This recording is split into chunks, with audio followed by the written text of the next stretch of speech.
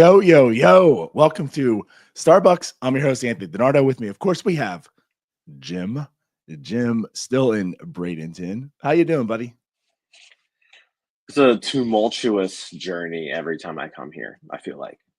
I'm doing good. Yeah, I'm doing good. I was supposed to be back home today. There were storms in the area like all day yesterday. There were essentially every flight out of the Sarasota Bradenton airport got canceled yesterday. So I'm still here. yeah, it's kind of crazy. Yeah. That that it kind of stinks, but Apparently hey, there were still here tornadoes. Like there were tornadoes. There was like a water spout in Tampa Bay.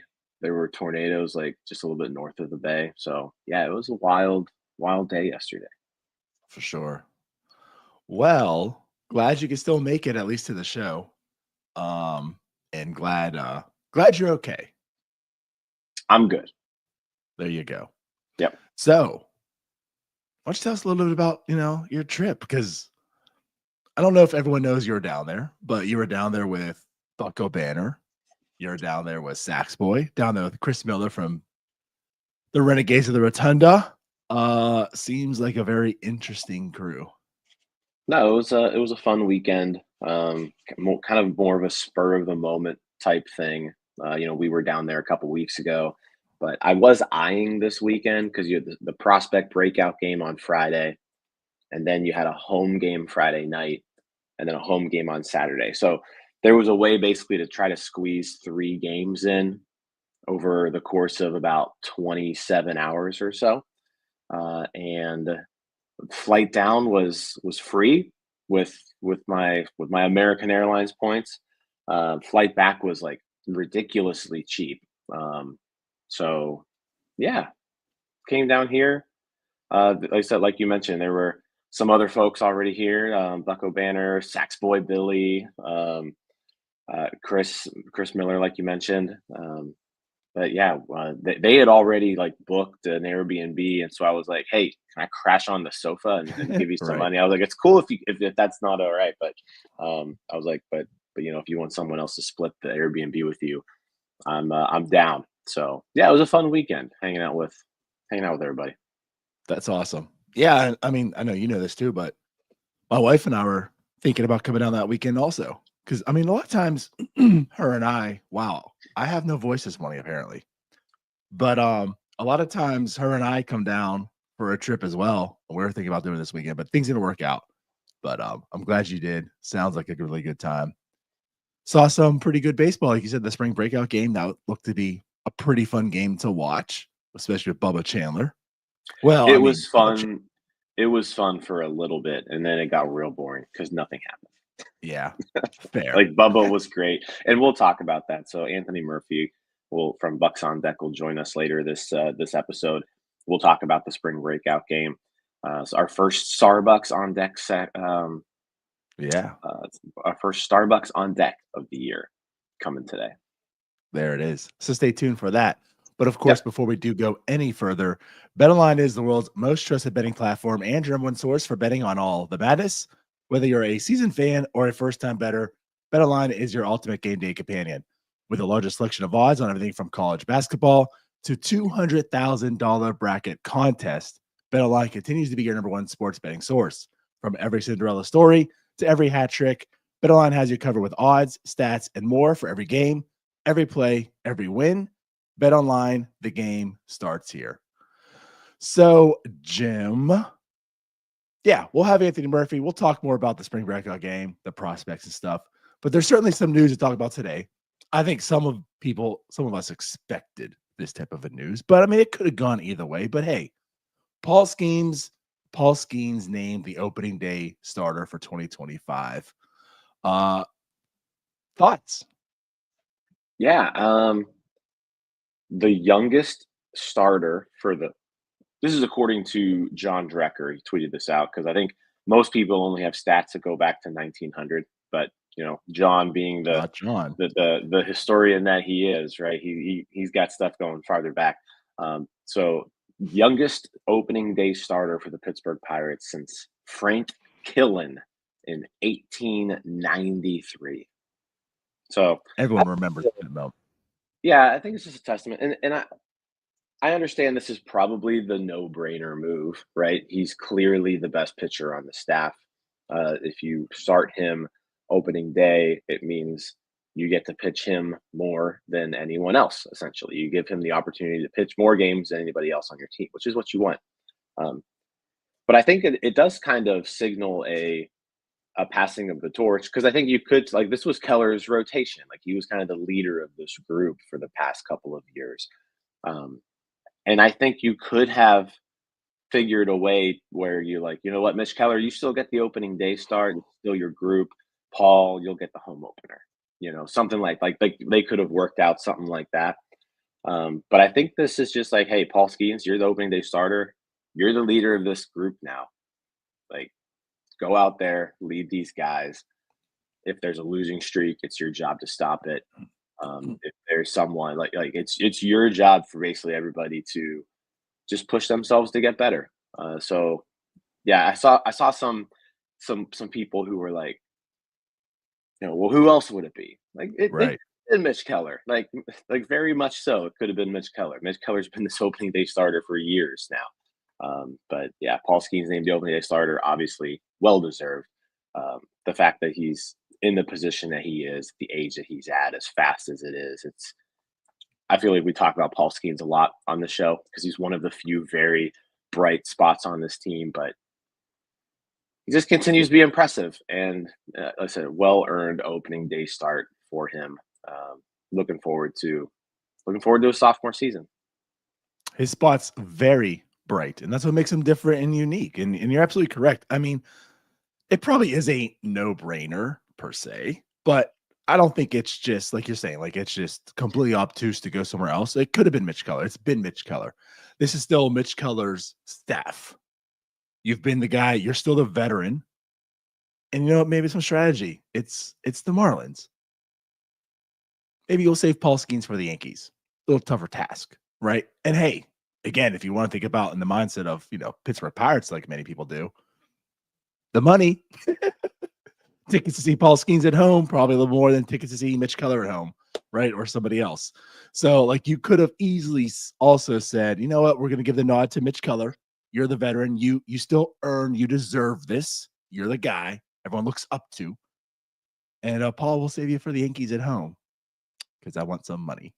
That could have been the case. And I think a lot of people would have said that. A lot of people said, well, of course, a no-brainer. Paul Skeens going to be the home opening starting pitcher. So yeah, I think like you said, like this makes sense. Like this is the sure passing of the torch now. Like, you know what? It is your squad, Paul. Lead us there. And again, like on the other side of it, like this is why maybe it isn't such the no-brainer. Like you said, this is only the third youngest in Pirates history. MLB, the youngest since Jose Fernandez. So like again, like this isn't just something that's like super common, right? Paul certainly earned this. He is a unicorn to many in many sense, in much sense. So like, yeah, yeah, I think he's earned it. I think this is the right call. But it also could have gone another way. And I think you could rationalize that way also. Yeah, and like Murphy says here in the comments too, like if it was Keller, I would have been okay with it. Like as Mhm. the hey, you're the veteran of this group, you're the leader. This you've been in the spot before, but I think this is kind of like I said, it's a little symbolic, passing of the torch. This is Paul Skeens' rotation now. Like Mitch Keller is still going to play a very important role in it, but Paul, you're the leader. Yeah. And it seems as if the way he talks, especially, like with Hannah Mears and such, and just different, like they all look up to each other, right? They all respect each other, but like Paul's the dude. They all recognize Paul's the dude, and they're all want to see what Paul's going to do, how Paul's going to do something, right? So, yeah, like again, this is he's young and he is the guy and he's looked at as the guy now. So, and I'll say this, like also, I mean, if there's someone that's going to be young to take this and pass the torch to, right, and be comfortable with it, like it also that's Paul. The Yeah. guy's just a leader through and through. Well, yeah. I mean, you even saw the video that they released, right? That he comes into Shelton's office and he's asking about Barco, and he's asking about Bubba. Like, he's asking about how everybody else is doing. Right. And then Shelton delivers the news to him. CL asks, what do you think was in the box that Shelton handed? My guess is it was probably bourbon. Shelton being a big bourbon guy, I bet it was like a bottle of bourbon, like a really nice bottle. I feel like that's the case, but I'm also like, with it being Paul, would that be the case? I don't know. Yeah, maybe it's just like a bottle of sparkling water, sparkling grape Right. juice. I don't Um, know.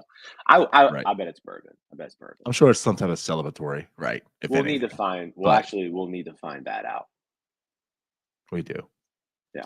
But what I thought, of course, we had the graphic, we had things going, and it's just like they're talking to Paul and like, congratulations. What did your father say? He said, congratulations.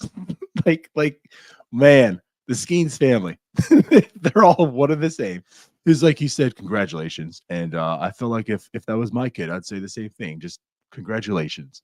Because but Bubba texted me. Bubba said, what was it exactly? Some of the sense of, man, it's gonna suck to be number 2 next year. Yeah. Yeah. So, and again, it's just like, what a group of guys. I love them all. Yeah. They seem to enjoy each other's company. They seem to get along, and again, you hope that with Paul like being the leader of that group, he just pushes everybody to be better, right? And Mhm. they look and see the way that he goes about it. And I mean, Mitch went about things the same way. Like you saw Mitch too also do things that a leader should do, especially on the off season. Like he was always going out there refining his pitches, making sure those were as good as possible for the coming season. So there's some good leaders in that rotation right now, and which is really good and something that you need whenever you've got a really young staff, when you've got a lot of young guys coming up and they're looking up to you. Like that all those pitchers in AAA, the Harringtons, the Ashcrafts, the Chandlers, the Burrows, those guys. I mean, they got to be looking up to Mitch Keller and Paul Skenes, and hey, how do I become them? That's got to be going through their minds. So the fact that those two in particular really have kind of just established themselves as just really good leaders of this group. You hope it's contagious. For But sure. also speaking of the group, um, I think we were having a little bit of rotation uncertainty this weekend. I know when I was there on let's see, it was Saturday. Carmen Majinski got the start, Yep. and there was a lot of talk, especially with the news about Bailey Falter, that hey, like Majinski could start this year in that rotation. Um, there was an update though that just wanted to share yesterday. Bailey Falter, who was scratched from his start against the Twins last week because of general soreness, he is uh, good. He's good to go. He's okay. They just wanted him to throw another bullpen. There was an abundance of caution, is what Tom Tomzik said they were going through. But he is scheduled to pitch today in Lakeland against the Tigers. So it'll be his first spring outing since March 3rd. Hasn't had a start since March 3rd, but he seems to have been given the okay. Um, I think it's still in question. Maybe, I mean, he's only got. I guess he's towards the back of the rotation, so he can probably build himself back all the way up to where everybody else is by that time. But yeah, a little bit of a scare there. That we hadn't so far as far as the pitching injuries. We had the Oviedo news, but for the most part, they've avoided like anything catastrophic with that staff this spring, and you've seen a lot of other teams have catastrophic injuries with their pitching this spring. Pirates have so far avoided Here. that. Oh, Knock on wood. Um, but yeah, Falter seems to be okay. He's pitching today, so that's good news. yep, yep. Good news, but also just once again, a reminder: you never have enough pitching. That is why you never have enough pitching. But like you said, I kind of foresee Falter being okay, which is good, at least so far at this point in time. So, with that being said, do you want to go ahead and bring on Anthony Murphy for our Starbucks on deck segment? Well, before let's spend like 1 or 2 more minutes here, just to kind of finish up the pitching talk. So Skenes named the starter, Falter okay. David Bednar, I do want to say just a couple of words about him, and we can expand on this later. But Okay. Yeah. Derek Shelton still hasn't named a closer. His quote from this weekend, I don't think right now we have that. He said about someone for his closer role, and he said, I think right now we'll go and kind of figure out what we're going to do from there. So he may know, and he's maybe holding his cards to his chest. I think David Bednar is going to be the closer of this group once spring breaks. But there are options. He had a shaky outing in Fort Myers a couple days ago. I do want to talk about his game that he had on Saturday. We can spend some time on that in a little bit later, but I don't know. I feel like David Bednar is the closer of this group. They didn't really go out there and get another person to back him up. So unless you're going to replace him with Holderman or Santana, I feel like Bednar's the guy. Or you could go and really just play matchups. I guess that could be an option. But I just want your quick thoughts because David Bednar still the closer. Well, the one thing we talked about when we were down there was just this quote in itself. Back then that he's got to earn it, and I like that. Hey, everyone's got to come to camp. Everyone's got to perform. Everyone's got to earn it, right? Nothing's being handed. Nothing's being given. So I like that. And at this point in time, if you're out here trying to earn it, I don't know if you can say David Bednar's truly earned it. Like you said, with those outings, he's had a couple bad ones here. And he's still non-committal. He's still holding to it. Now, I think you're right in the sense of he's got to really fall for him to not become the closer. I feel like you're probably leaving camp and being okay with David Bednar as your closer and kind of announcing that. But it's shaky. He had a bad season, and that's probably why you're more non-committal this year. It's not like David Bednar came out of 2024 saying, hey, I'm the closer for next year, right? There's a lot of question marks. So we can look like in spring to earn that back. And there were moments early on where it's okay, David Bednar looks pretty good, but ultimately, he also looked good last year. We talked about the stuff was still there, right? The numbers were not there. The performance wasn't there. And so far this spring, and again, spring doesn't really matter. They have a better idea how he really looks than we do, but it's hard to say he's earned it. It's hard to say, okay, you're the guy. Here you go. There is Holderman, who you kind of feel comfortable with at moments. I'm reserved a little bit there. I know he didn't have a greatest season last year, but again, ultimately throughout, outside of that 3-week spurt, he was outstanding. Dennis Santana, the best reliever since he came over after his first outing. So there's people that could do it, but like you said, there's no one that you really brought in. It's not like the Chapman situation. It's not like if David Bednar falls, we have Aroldis Chapman. He's got the experience. We're fine. That's missing this year. So I think that gives him even more of a reason that he's going to still be the closer until he's not. But again, I like the way that Shelton's handling this. Yeah, at this point in spring, Bednar hasn't done anything this particular spring to say, "Hey, I'm the closer." Right. I'm kind of just banking on past experience, and I think eventually it's going to go that way. But yeah, there's still another week of spring training games for Bednar to go out there and kind of prove it. Yep. Cool. Well, not really so cool, but cool to wrap that up. Yeah. But all right, awesome. Well then, yeah, do we want to go ahead and bring on Anthony now? Let's do it. So for the first time in 2025, the Starbucks on deck. Anthony Murphy also down there. I didn't really mention your name, but yeah, you were down there as well this weekend. Everyone was down there. Yeah, we were all down there. But yeah, so you also attended the spring breakout game. Watched a lot of Pirates baseball on the fields there and in the backfields also. So again, no better guy to bring on talk about Pirates prospects than yourself. So how's it going, buddy? Going good. Feels good to get up super early for the first time this year, I guess. Isn't it amazing? Yeah, it is. Yeah, sorry about that.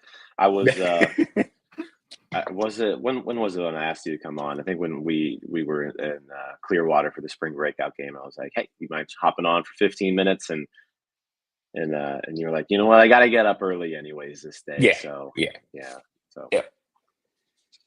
Well, Worked out perfectly. it all worked out. Worked out perfectly. Well, hey, Anthony, buddy, Tell us, What's what are your up? thoughts on the spring breakout game? Any standout performances that might have happened?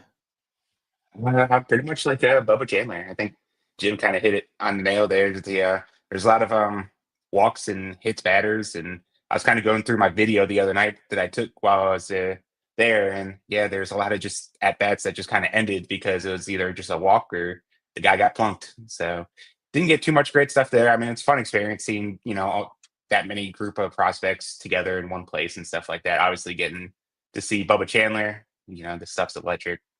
Radar gun at the stadium said 100 miles an hour a bunch of times, but I think Jim and I both looked at each other and we kind of just said, well, we just kind of assumed it was going to be like 99 something and that they rounded up on it. And we finally got the stat cast, and I think it was like 99.9 a couple times. So, but yeah, I mean, it's fun getting to go. I missed last year's, so getting to go this year was cool. Yeah, it was a pretty awesome experience. Like I said, the game itself, it was like a hard nosed Big Ten football game type of baseball Mhm. game. Like it was. I don't know how many hit batters there were. There were like 5 or 6, which I guess just kind of goes to show these guys are uber talented, obviously, but That's a some of hell these of an people are analogy, still by the so way. Just to add. yeah. Yeah. Yeah, it was like watching the baseball version of a Big Ten football. Um, Errors in the field. Yeah, it was sloppy. Let's just say it was a sloppy game. Yeah. Not a lot of offense. I think the Pirates ended up with only a few hits, like They had four or 4. I five don't think they hits got their total. first one till like the 4th or 5th inning. And like they Yeah, had like their first scoring opportunity before they had their like first hit. They had like runners on like second and third, but both of them it was like an error and like a walk that they got there. It was like a pass ball or something that got them to second and third. So yeah. yeah. It was an interesting game. Bubba Chandler, though, let's just spend a little bit of time on him. He was, like you said, he was electric. Yeah. Hitting the gun at the stadium flash 100 multiple times. He was facing some pretty good hitting prospects too, especially with Justin Crawford, Aiden Miller at the top of that Phillies lineup. Um, but yeah, let's kind of just go into more detail. How did he look? What did he showcase? What did he, um, what was Bubba Chandler showing on the mound? And I mean, I think he clearly kind of showed why he's a top pitching prospect in this game. I think if anything, like my biggest takeaway, because like I mean, in the end, this is a showcase game. Most of the guys won maybe 2 innings, so they'll probably be a little bit more amped up than they would in like a regular season game or something like that. Biggest takeaway is that if the starting thing doesn't work, Bubba Chandler's probably could become like the best closer in the game at that point. So like to have that kind of floor seems pretty good. So him being able to ramp up the fastball and just let loose in shorter outings, like we kind of saw how fun that could be there. Um, Showed off the changeup a little bit, a couple really good changeups, the slider and stuff like that. So the stuff, the whole arsenal's coming together and stuff like that. So it's good to see. All right, so outside Chandler, and again, if you want more coverage on the breakout game, Bucks on deck. Great stuff there. Um, let's talk about the other pitchers real quick. Solometo came in after him, got roughed up a little bit, but then Mhm. settled down in his second inning. Hunter Barco came in; he was throwing BBs. Um, let's talk about those two, especially Barco. But I also want to touch on Solometo. He definitely has lost, kind of that prospect status that he Mhm. had when he was drafted, that he had in the lower levels. He shot through those lower levels, just had no trouble with them whatsoever. And then you kind of see him hit a bump in the road in Altoona. So, what should we expect from Solometo this year? How did he look in that game? Is there anything to read from the first inning to the second inning? Let's just spend a little bit of time on him. I think it's a good sign for as bad as he kind of struggled there in the first inning, for him to kind of settle himself down. This is like a nationally televised game and nationally marketed kind of game and stuff like that. For him to struggle, settle down. Obviously, he got pulled from the game, and spring training rules. They brought him back in and stuff like that. But to see him calm and settle down that second inning, that was really encouraging. I feel like he used the slider pretty well. He got, I think it was a Cason DiMartini. He's the guy who hit like a home run later. Got him to swing and miss on a couple sliders back to back. So getting a pretty solid. DiMartini's like on a short list for a lot of guys for like a kind of a prospect breakout kind of year. So to see him get like an advanced hitter like that to miss a couple times. The fastball velocity was like what 91, 92. And I think at this point, if he could just kind of hold that there with like the deception that he gets and the extension, I think he'll be good at that point. Like I said, I mentioned to you while we were down there that John Drecker like pointed something out to me, like this was like a couple years ago, that lefties in the lower levels, if you have a lefty in the lower levels that can throw strikes, they're like historically they're just kind of blow through the lower levels, just because most hitters that age haven't seen a lefty who can throw strikes on a consistent basis yet. So the fact that it's something new to 80+% of the hitters down in the lower levels, it kind of gives you a leg up. And then like a lot of lefties you don't really want to gauge until they get to double A. And we've seen some success from Solometo there, but it's been mostly kind of struggling a little bit. But so I guess we'll see.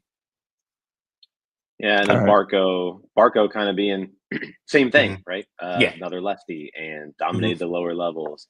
Also that now, with some double A experience, it seems like he's taken a step forward too out of these guys. Like I feel like out of all the pitchers in the system, if I'm looking at like just where they were in people's minds at this point last year, compared to where they are this year, because I feel like last year's spring breakout game was sort of when everyone got to see Barco for the first time, a lot of people, and it was like, oh, okay, there's a reason why this guy was so highly regarded during the draft. What can we expect from Barco this year? Does he even have a chance to be on this team later on? I think I said when I was on with the Bucko Banter guys on there, I think in a lot of other systems, Barco's probably knocking on the door in the majors, as long as like this stuff kind of translates into the season and he stays healthy and kind of goes through things. I think being in this system, it may be there's still a chance that like he just takes off and like he's just incredible all year and he just forces his way in the conversation. But with the kind of depth that they have, I mean, they're still going to have like Ashcraft and Burrows in AAA probably that are still on the 40-man roster. Then you have Chandler and Harrington and stuff. So there's a good chance you go through a lot of starters throughout the season, but he's still pretty well down there in the pecking order as of now. Now we've seen, like when I first saw him in Bradenton in 2023, his fastball was averaging 90, didn't really look great. Profile was like barely a back end of a start, and then we saw him in the breakout last year and all of a sudden he was throwing like 93, 94. And we're like, okay, well, this is interesting. And then he kind of held that through the season until he got hurt, which the injury wasn't even a arm related.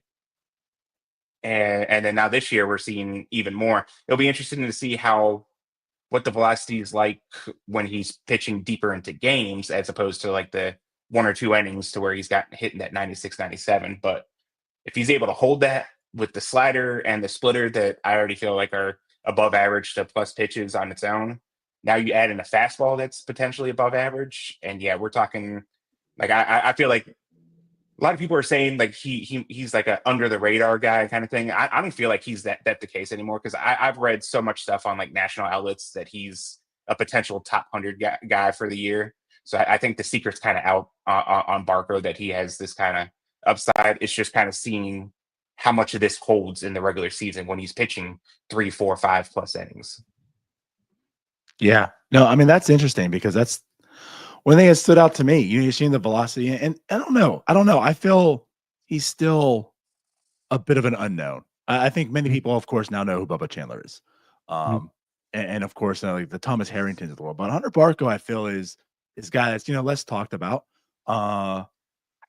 So I kind of look at it in that sense. I mean, with that velocity, and of course, it is just spring It's a spring breakout game. It's short stint, right? How's that going to hold up throughout the year? But seeing that velocity there really got me excited because it's like, could Hunter Barco be that next guy in this pipeline that people are finally, knowing about? So I guess that is kind of like my question to follow up. I mean, if this velocity is true, what does that really do to Hunter Barco and his prospect status? I mean, I think you could make a very good argument that he, depending on the way you value them, he could be the second or third best prospect and pitching prospect in the system. I mean, was it Fangraphs had him as the third pitching prospect, I believe, behind Chandler and Ashcraft. And like right. you kind of look at Harrington and Barco, and they're both kind of like the floors really feels really high. Like you could kind of see the back of the, but then Barco's upside is higher, I would say, at this point than Harrington's, just in general. So the floor is pretty similar, and then if Barco's stuff is just straight better, I would probably give him like the edge over Harrington at that point. So Gotcha.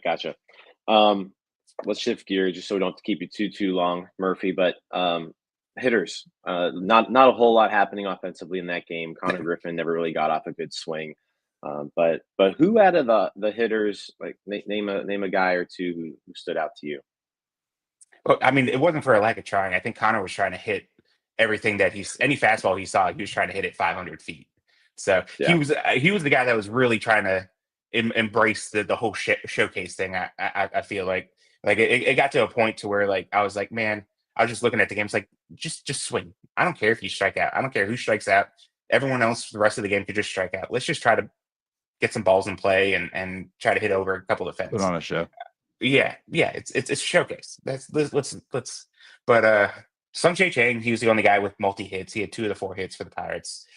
Drew a walk, drove in a run. He looked pretty good. I feel like he's had a solid spring, like maybe nothing too spectacular, but solid spring, solid game. Has had a couple hits in the backfield games that I haven't paid too much attention to those ones that he's been in, but I've seen him on base a couple times and stuff like that. I did see him get a hit, and it's just looked good defensively. One of the few shortstops in the upper levels that I feel comfortable with at shortstop. Yeah, Chang with a good game, and like you said, he's had a pretty good spring overall, which is good to see. He struggled a little bit in Altoona last year, especially from a slugging standpoint. Yeah, 341 slugging, like that's just not going to work. you're going to have to do a little bit better there. But I would imagine do you think they send him back to AA, or does he start in AAA this year?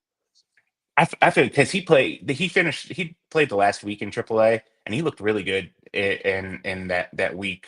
I guess it kind of depends on who they keep off of the like non-roster and who gets optioned down.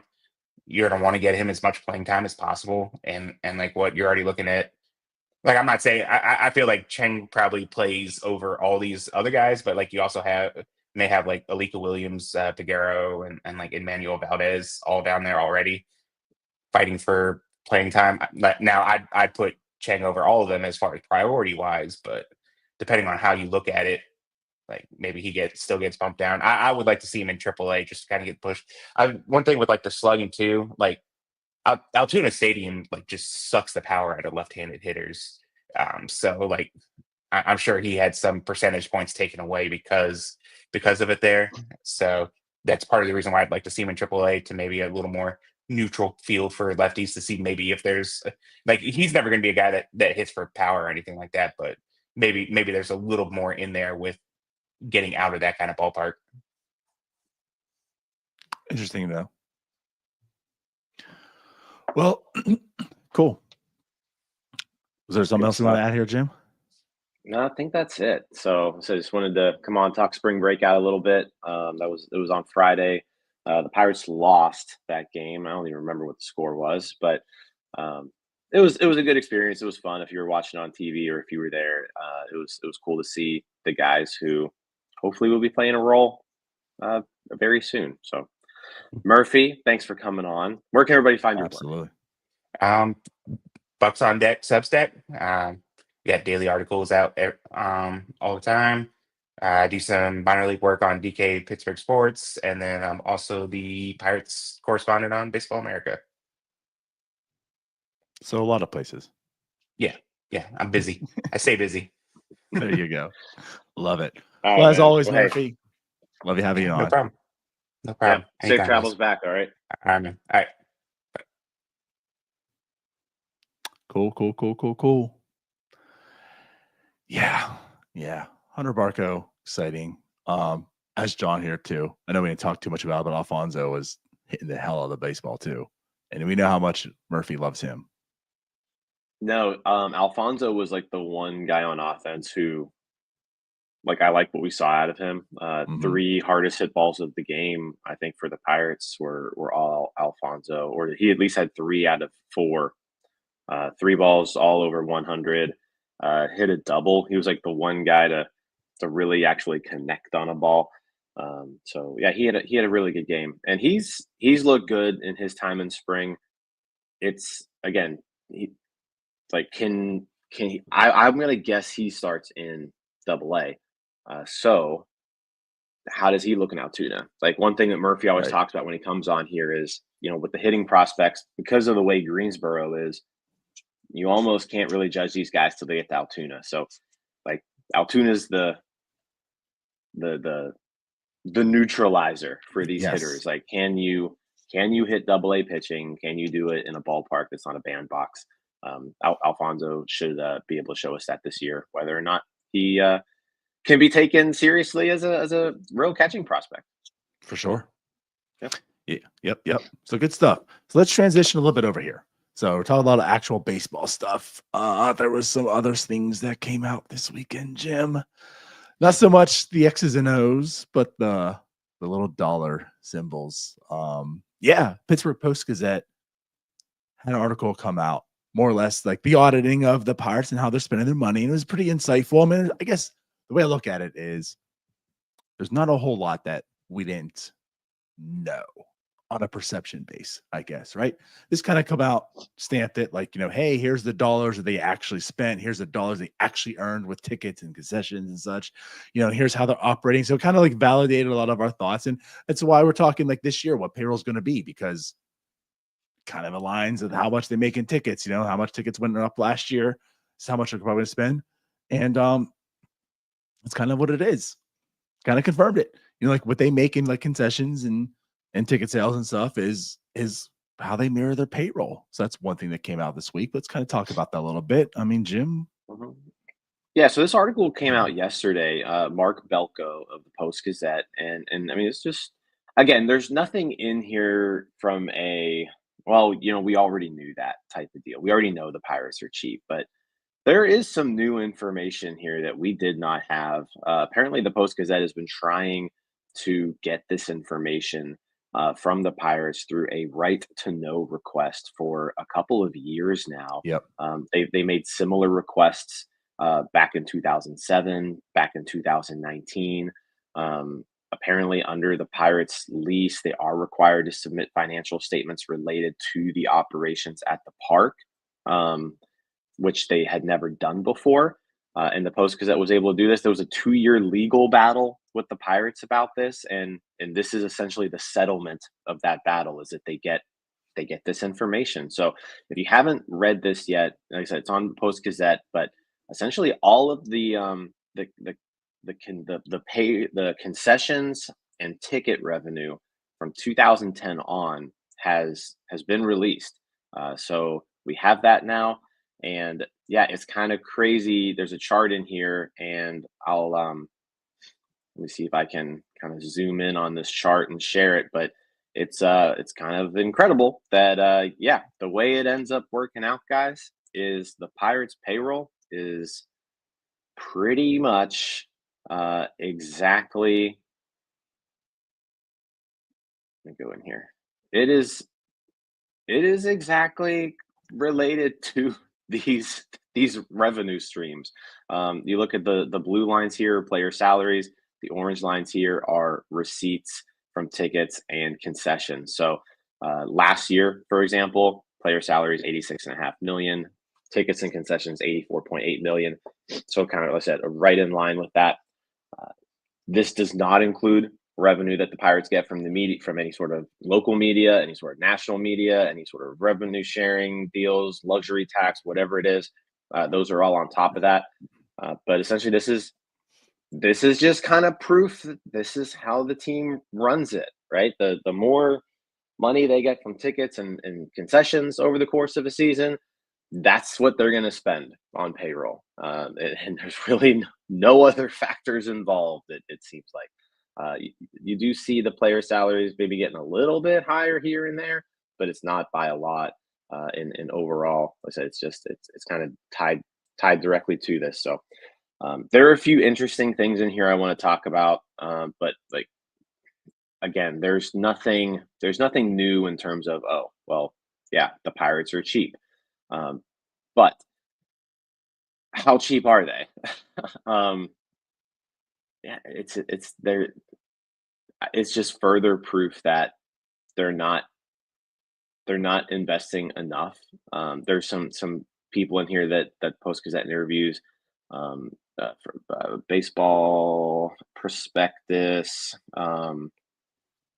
Who's the guy who they interviewed here from Baseball Prospectus? Rob Maines, and he talks about like a team that can cover the bulk or all of its payroll before factoring in TV, luxury tax, or other MLB revenues is going to wind up with a positive bottom line. So that's his saying there. And really, basically, he's saying like with these numbers, it's almost impossible that this team's not making money and Right. sitting on some cash, because there's no way that all those other revenues add up to just the general cost of running a baseball team, right? I think on average it's like established that like the other stuff is like $75 million or so, maybe, but like they're getting more money than that from their local deal, from revenue sharing, from luxury tax. So it's like, where's this money going? Where's, like, are you telling me the Pirates spend more money than any other team in baseball on just internal operations? Because if you are, what are show me the results of that? Right. But yeah, Travis Williams with some quotes in here too, where he's basically just saying this doesn't paint the full picture. This doesn't show us what we spend on, everything else. He reiterates that there are no ownership payouts happening right now. Everything that comes in is reinvested into the team, reinvested into the stadium, reinvested into the organization. It's just, I'm skeptical. You've got to be skeptical of that though, because like how is Right. that Well, being and we've put been skeptical, right? But like another perspective, another voice here. Mark Ganis, president of Chicago-based SportsCore Ltd. Like something he says too. If this is what they're doing, I would say it's quite rare. Most baseball teams take local broadcast revenue and their share of MLB distributions into account as well. And I want to bring that up also because, like, looking at that chart and talking about it, I don't want this to come off like, well, yeah, if you're making more money, you can spend more money, you idiots. Like, of course there's a correlation, right? But the reason the correlation matters is it seems like that's the only thing that's taking effect. Like that, like whatever that dollar amount is from those two things, ticket sales and concessions, that's what payroll is. And they don't incorporate other things as well because they are getting payouts from MLB. They are getting sponsorships. There's other revenue sources as well that it almost, like, the reason that chart matters is it's almost dollar for dollar of what those two things are. Payroll will be what those two amounts equal, and that's it. So therefore, like you're talking about, all these other revenues that are coming in as well is just equaling profit.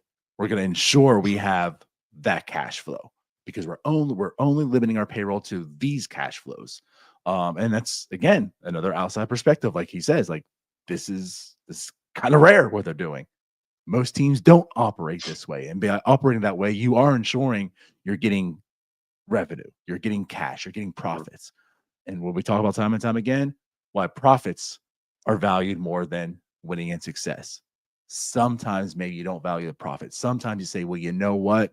We made a lot more money in all these revenue streams. Let's invest in this team. Let's maybe not have the maximized profits this year, and we'll spend $30 more in payroll. Yeah, we only got $86 million last year in ticket sales and concessions. But we see what's here. We see an opportunity. We know we're getting these other revenue streams. Let's invest a little bit more. That's not what they operate. They say this is what we got last year. So that's it. Yeah. Travis Williams with some quotes in here too about how the local TV media, he's saying that has taken a hit, going from AT&T Sportsnet to Sportsnet Pittsburgh. That he's saying that's affected things. But the other thing too, that I wanted, what was the other Travis Williams quote here? He said that the Forbes estimates of the Pirates kind of having this high profit are patently wrong. He says the projections do not reflect the amortization of signing bonuses, taxes, significant capital that the team must put into businesses and facilities. All of that money is being reinvested in some form of fashion. Whenever it's brought up to him, well, hey, if you put more money into this team than just tickets and concessions, it probably means you're putting a better product onto the field, which means more people show up, and that's more ticket revenues and more concessions, right? And he even says on here, a quote that I want to talk about with here: we want to do this the right way. We want to do it the responsible way. We want to do it in a way that provides a winning product. We also want to do it in a way that makes sure we have the Pittsburgh Pirates in Pittsburgh for a long time. It's almost sounding like in this situation that he's essentially like, you know what? We could spend more money, but if we do, and it doesn't work, we're going to leave. So if you want Pittsburgh to have a baseball team, this is how it's going to have to be run. Like, essentially, that's kind of how he's saying it in a diplomatic way. Is, hey, if we're not run this way, eventually we're going to have to leave. That's kind of how I took that quote. Yeah. Like, here's how I want to put this. There's truth on both sides here. Like, what he is saying, it's not completely farce. We want to be responsible. We can't just spend and just throw money around. Like, we are a small market team, because, and I do say this, and I want to reflect on this, because there's certainly a lot of people out there that there's no such thing as small market. That doesn't exist, right? And they're all billionaires. They all can spend if they choose. Just again, like, to certain levels. You cannot look at the Miami Marlins and say, if they just chose to, because their owner is going to wake up one day and decide, you know what, I'm going to operate the same way the Dodgers do. They cannot. They don't have the same purchasing power. They don't have this. They don't have the same. In 10 years, that owner will become bankrupt. So, like, the Tim Williams point, like, well, when you see teams operate this way, that's what leads to people going bankrupt, and they can't afford this and this and that and that. There's some truth to that. But Tim, you're talking extremes here. Okay. Both sides. The people that are saying the Pirates, if they want to, could spend $200 million and operate the same way the Dodgers. That's an extreme. They can't do that. They can spend a little more. And Tim, we're not asking you to spend $200 million, right? We're asking you, sometimes when there's a moment like this year, invest a little bit, because sometimes it takes money to make money, and you can make money on the back end, right? We're not saying every single year just throw out cash and become bankrupt. But of course, that's what we get. We get the extreme from him. Well, we got to operate this. Well, we do to some level, to some degree. But sometimes you can maybe not take the $70 million in profit. Maybe it's 50. Seems pretty good to me. So yeah, man. Like, it's just, again, it was nice that this article came out. It's nice to kind of see things, actually, like, having true numbers. And again, it gave them an opportunity. Like, they've never really had to speak on this in this way, because, again, like, no one's really truly known the numbers in that sense. So, like, it gave them opportunity. Like, you guys got to talk about this now. We know. And to hear what they said, it was just again, just kind of tone deaf once again. Nola points out, did I say Tim Williams instead of Travis Williams? If I said Tim, or did you say Tim? I don't know. It's Travis Williams. I didn't even Travis catch that if you Williams did. is the team president of the Pirates. Tim Williams is a crazy person online. So, let's. I don't know. You got anything else to say on that? Not really. Not really. Again, the biggest thing is you're also getting independent people outside looking in, kind of saying the same thing. Like, this is just they're making money. If they Another quote here was, if they all that money is being reinvested, and it's like if they were investing more into the team, they'd still be making money. Like, that's not an issue. So again, outside people looking in and saying like, yeah, like they could spend more money if they wanted to and still have success. And they know that because they're operating other teams. They're seeing how other teams are being operated on. And yes, I understand that there's facilities. There's minor league team. Every team has those problems. You're not unique. Yeah.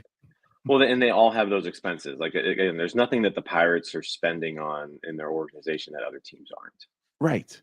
And you want to talk about they don't count for the amortization of listen, every team has that. You're not unique to that.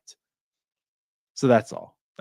Yeah. So again, yeah, we can move on. It just reinforces the idea that they could do more. Mm-hmm. I think that's pretty much where it goes. Let's talk about it's March 17th. Opening day is in a week and a half. There's still some battles to be had on this team. I think Alex wrote a good article on this over the weekend too about 3 position battles, but I think there's really 4 going on here. One is the bullpen. I'll say this: the lefties in the bullpen have pretty much all looked pretty good this spring. Ferguson's going to be in there, but between Tim Meza, Ryan Barucki, Joey Wentz, like those 3 guys have all performed this spring. Joey Wentz is on the 40-man. Tim Meza is on the 40-man. Neither of them have options remaining. So, you got to say, like, does that play a part into this decision? But I don't know if you can go about carrying like all 4 of those guys in your bullpen, like 4 lefties: Ferguson, Meza, Wentz, Barucki. I do think having 3 could be interesting because that does give you a whole lot of flexibility and ways to deploy that bullpen. They're going to at least have 2. But yeah, where do you stand right now on just like the lefty bullpen roles? What's your kind of your hierarchy between Ferguson, Meza, Wentz, Barucki? Like who's Ferguson and Meza? Like hands down, they're making the club, right? I would agree. I think those 2 that's are safe. Yeah, it'll be at least 2, and it is those 2. The way I look at it. Mm-hmm. So then it comes into: do you want 3 lefties? Are you looking to get Joey Wentz and Barucki in here as well?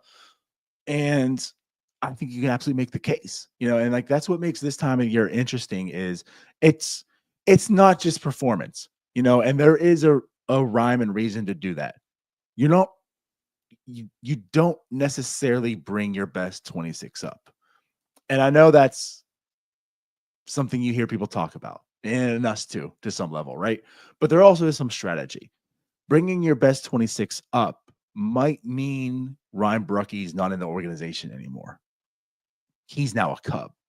He's now a Red. He's now a Yankee, whatever it might be, right? Because there's an opt-out, and you can leave and go to another team sign him.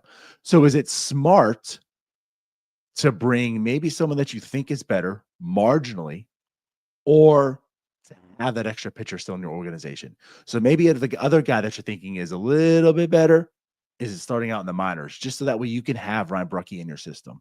So I think that's going to come into play here because, like you mentioned, there is the past success. Like he didn't have a good year last year, but that was mainly because of injury. So he's back. Ryan Barucki, I'm speaking of, back on that minor league deal. He's looking pretty decent in camp. So do you roll with 3 lefties and have Ryan Brucky up here. Joey Wentz is also that possibility. Like, he's not a lefty. I don't know if you carry 4 of them. Like, now I think you're getting overload. Now it's like, okay, we're thinking too much about depth than actual quality. So I'll say this. I feel as if there will be one of the two, Brucky or Wentz. I think they will start with 3. It comes down to which one's it going to be. And I don't know. Do you want Ryan Brucky or do you want Joey Wentz? That's a toss-up. Now, I might be a little biased here, but I'm trying every way I can to find Ryan Brucky on this team to ensure he's still in this organization. Yeah, I think I'm in the same boat as you. I think right now, if I had to pick, I'd go Barucki over Wentz. The interesting part about Wentz is the length that he can provide. You know, like Sure. that's just another element to his game, is that he's going to be able to go multiple innings. And you've seen Barucki do that too on occasion, but you know, Wentz is definitely maybe more equipped to do that. But then I think it just comes down to like, who do you think's gonna be more effective? Like, who's gonna be the more effective pitcher, Barucki or Wentz? I think they're both. I think they're both similar. Like, they both have had success. They've both had failures. Um, yeah, I don't know who has the leg up right now. I know that they like Barucki, right? Mhm. But they like Wentz too. Like, they like both of these guys. So, uh, gun to my head, you have to tell me I gotta pick somebody right now. I'm probably gonna go Barucki. But But if they with that went being if they said, went Wentz, yeah, if they went Wentz, I think I'd be okay with that. I'd be sad though, because it means no Barucki, obviously. right, right. Yeah. And again, we're going to take out personal bias and thoughts here. But I guess with that being said, I think what we're both alluding to though is the fact that there will be 3 lefties. Like, one of those 2 are going to be on this team still. Yeah. Yeah. I I feel the same way. Um and I think also we're not talking about them because he's not a lefty, but Justin Lawrence. He's thrown innings He's looked before good too. too. He's he's Mhm. not he's not like the prototypical long man, but he's definitely thrown more than 1 inning at a time. You know, he's thrown 2 innings, he's thrown 1.2, whatever. Like, he's not just simply a 1 inning guy. So I think the addition of him, like, that helps out. Like, you do have Karmer Majinski, you do have Justin Lawrence in here if he makes a team, which also we can maybe talk just slightly about that. He has looked good. We did like the addition. I think he does make the team. That's the same sense for effectiveness and another guy, and you know, you're keeping him on this roster. But he also can do that too. So if you don't have Joey Wentz there, Lawrence and Majinski can maybe pick up the slack in those ways. Not as a lefty, but for multiple innings. Yeah. Um, let's do some quick hitters here, just Sure. because you know we don't want to spend too much time this morning. But other positions, number 2 catcher, who's it gonna be? Man, oh man. It's can I do this? It's too early to call. No, you can't do that. No, That's like the same as both sides. Who's the number 2 catcher as of March 17th at 8:02 a.m.?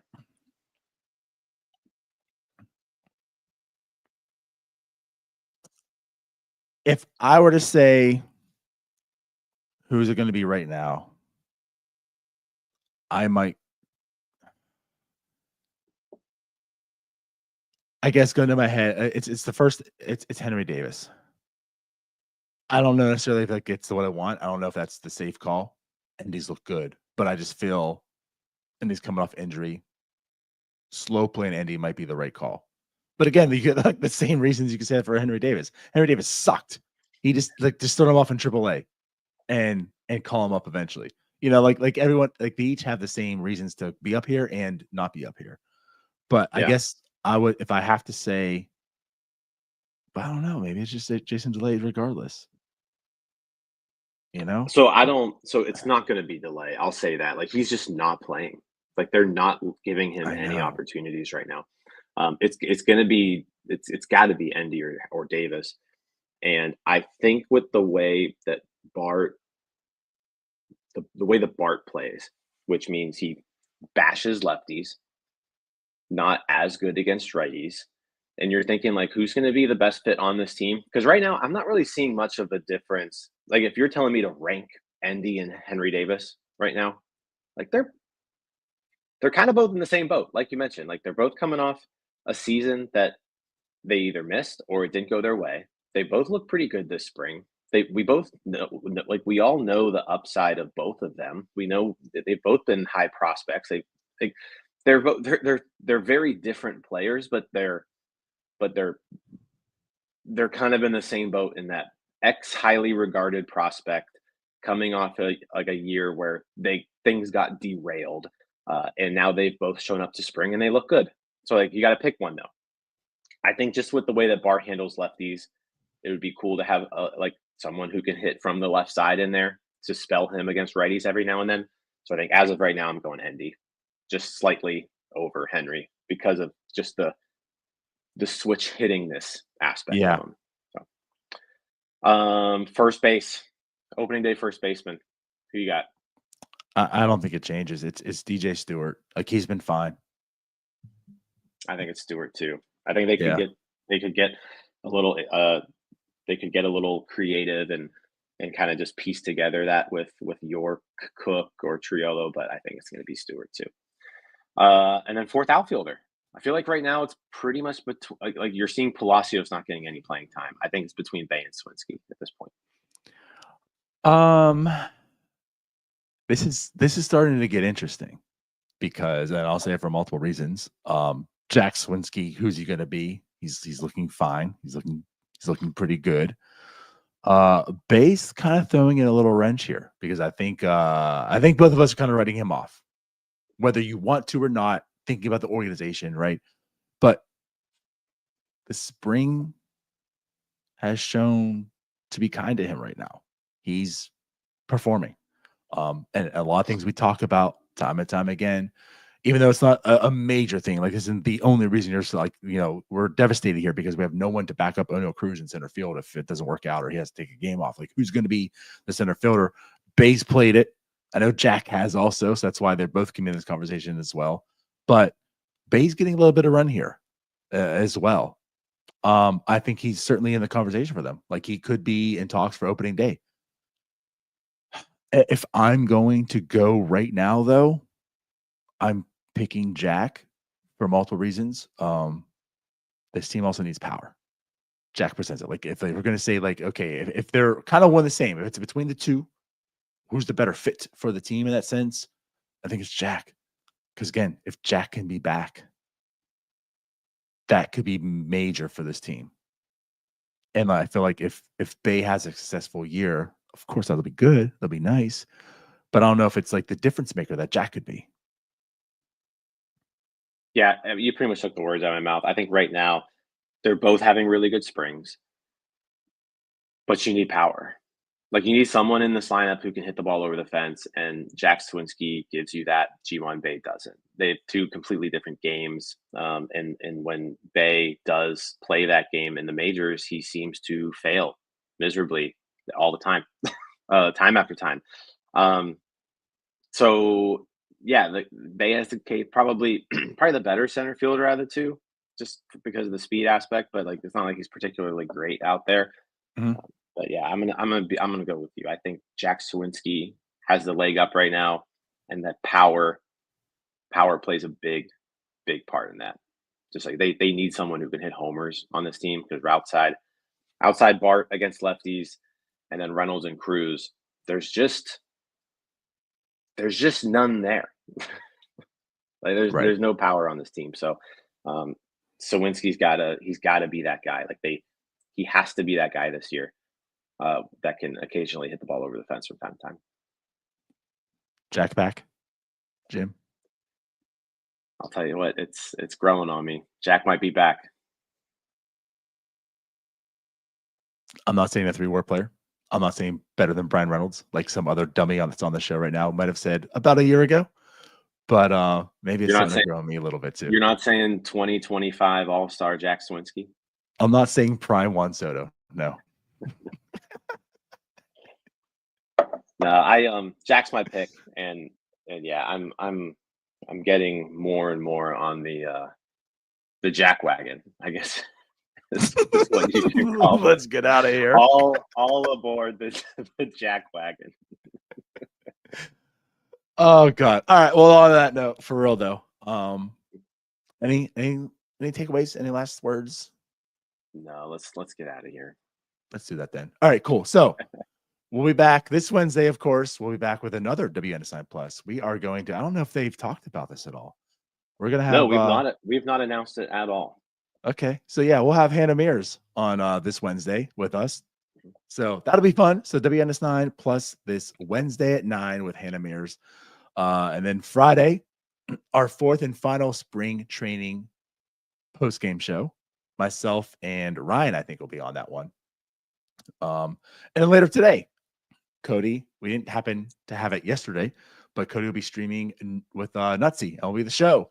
And if you want a chance to win a copy of MLB The Show, come join, comment, you could possibly do so. So yeah, we'll be back. Shout out to everyone who is a member on YouTube. If not, 99 cents. Go and click that button. You get all the emojis, all the fun stuff there, and our Patreon members as well. Shout out to you. Links there as well if you want to become a Patreon member. So, Jim, we out. We're out. Yeah, make sure you come back 2:00 today, I think, for the MLB The Show stream. We are giving away a copy of the MLB The Show. So it was released like late last week. So it's new release. But yeah, come watch some baseball being played on a video game. Yep. Hopefully it's and good commentary. Good commentary too. Yeah. So yeah, we're out of here. We appreciate you all. Bye-bye. See you guys. All right, that wraps up this episode of North Shore 9. Thanks so much for tuning in. Whether you're listening on the podcast or catching us on YouTube, if you enjoyed the show, please give this video a thumbs up and don't forget to hit that subscribe button if you haven't already. It really helps us grow. And if you're listening on the podcast, a quick review goes a long way in helping others find the show. Plus, be sure to tell a friend about us. There's always room for more here in the NS9 community. And for those looking to support us a little more, consider joining our Patreon, become an MVP member, and get exclusive perks while helping us continue to bring you more of the Pirates content you love. Thanks again for all your support, and let's go Bucks.